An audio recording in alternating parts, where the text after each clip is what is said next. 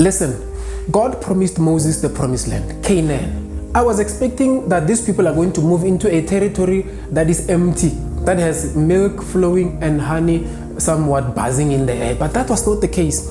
When the spies in the book of Numbers went to check the land, they found giants, the sons of Anak. They also found that, okay, indeed, the land is flowing with milk and honey, but how are we going to do? Because the land is also fortified. There are big walls. You know Jericho, the entrance into Canaan.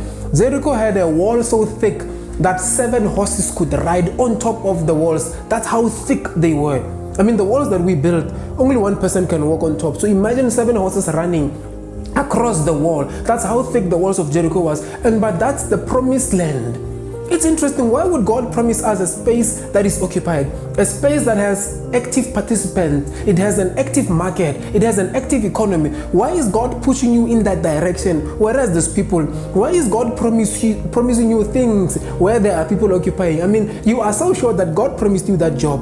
Yet they are saying that the space is filled and occupied. God promised you this particular thing, but it seems as though there's no room for your qualification. There's no room for your expertise. There's no room for that. Actually, when God speaks, that's God making room, actually. He's not checking to see if there is a vacancy there. When God speaks, His voice creates the vacancy for you. His voice creates the vacancy for you. Next time.